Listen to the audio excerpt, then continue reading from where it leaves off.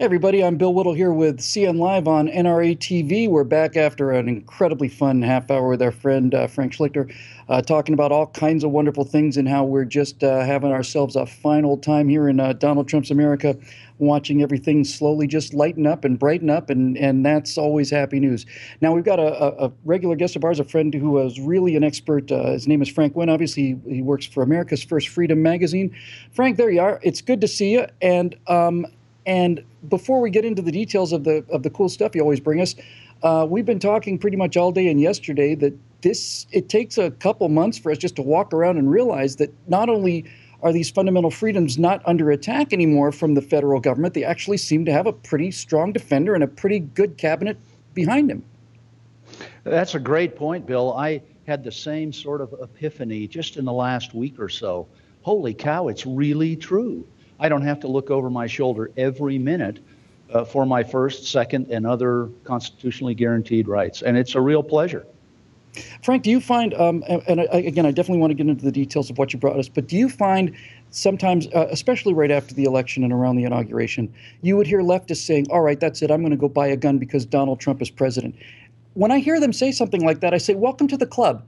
Good. That's exactly how you should be thinking. You should not be trusting the government. You should be prepared to defend yourself against a government that you don't like. I think you're wrong about Trump, but you got the right idea. Have you seen any of those people come in and talk to you at all? I have not directly, Bill, but there are subtle things that I'm seeing in print that I'm overhearing, quite frankly, that I think indicate that that's correct. And your point is a timeless one.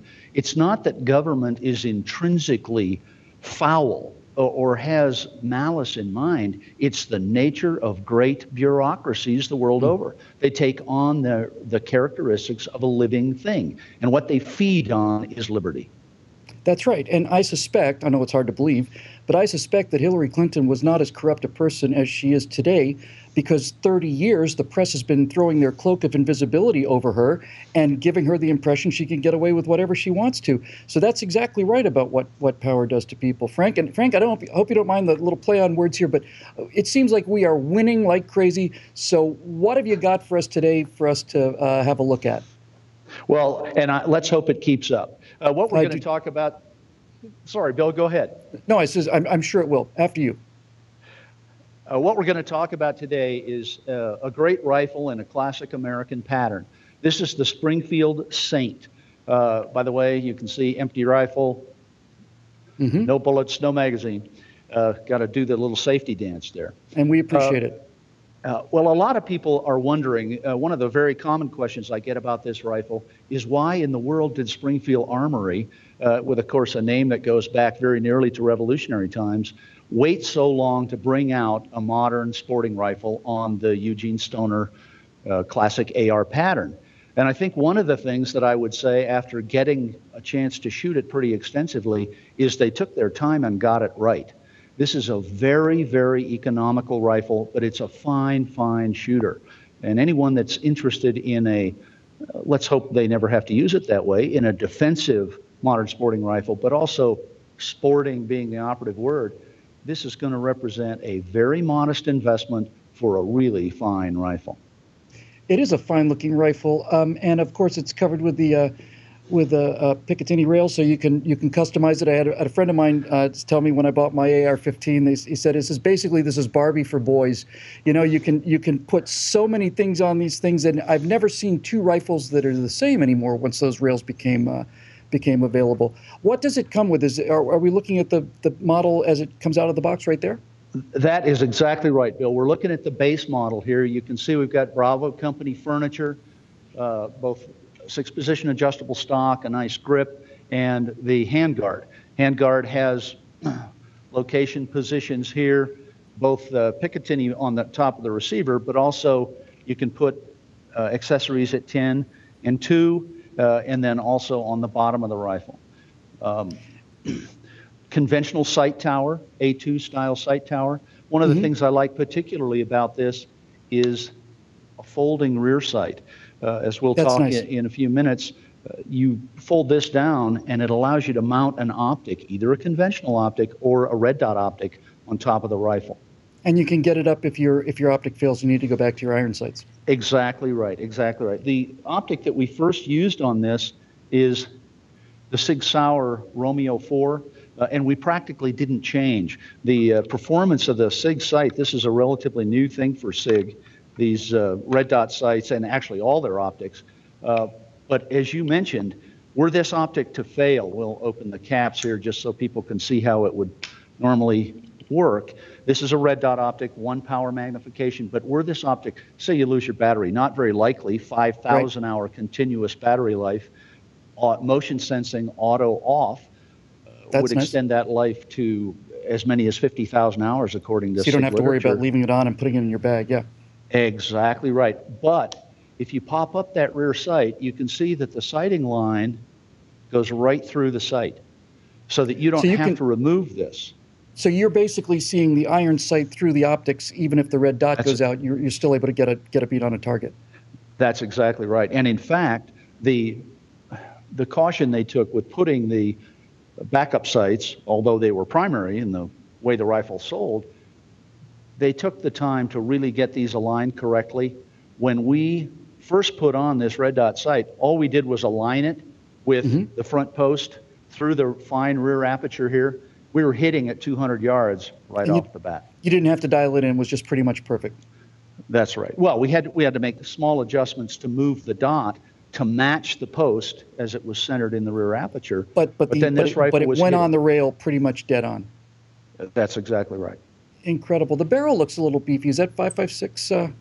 It is 5.56. It's sort of a medium contour, we'd call it. There's a medium length gas system on this rifle. I think I said 16-inch. One of the things I like the best is the 1-in-8 twist. I think that's the most versatile twist because it will still spin the lighter bullets. The very common 55 grainers are going to shoot well out of this rifle. But with careful bullet choice, and especially if you're a hand loader, you're going to be able to shoot bullets up to 80 grains out of this rifle. Wow. Very few people are ever going to do that. They're going to have a specialized rifle to shoot that heavyweight bullet. But if that's all you could get your hands on, it's a great choice. We shot up to 77 grain bullets out of this rifle and had superb results. Do you prefer it over basically just the stock AR-15 design? Well, this rifle mimics all the good features of the stock AR-15. Of course, it's bi-caliber, as they all are. It's really designed to shoot 5.56, but it can shoot .223 Remington, which the 5.56 by 45 cartridge is based on. So you can shoot either one in this gun, and this particular rifle was very unfussy, I guess is the word. It used every magazine we stuck in it. It shot every type of ammunition.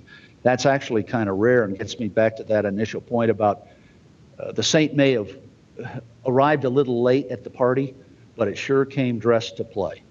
Yeah, that's well said. You know, I got the bolt replacement for my AR-15. It lets you shoot 22 longs, and it just goes tink, tink, tink. I don't even think there's enough recoil to actually operate the bolt, but man, you can be out there all day and spend, $4 whole. What about the cleanliness of the mechanism? Obviously, needless to say, it was a long time ago, but the initial M16A1s got a little persnickety when they got dirty. How does this thing hold up under actual field conditions? Yeah, it's a great point because. And the end of that story is, a lot of people have heard that story, and they don't understand that it had nothing to do with the rifle. The problem there was a change out of specification on the powder that the ammunition was loaded with. As soon as they got the correct powder in the cases behind the bullets and the correct cartridges in the gun, these guns ran great, even in the difficult conditions in Southeast Asia during Vietnam.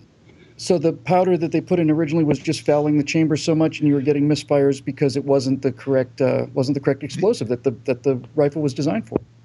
Well, the initial cartridges during the Army tests were all made correctly. But when they started to make them in big numbers, when this rifle was first fielded in Southeast Asia during the Vietnam War, they changed to a powder that Eugene Stoner and Sullivan and Fremont, all the design guys would have said, no, that's not going to work. Too much ash, if you will, too many combustion byproducts left in the action. This, by the way, is a direct impingement rifle. It's not a piston gun.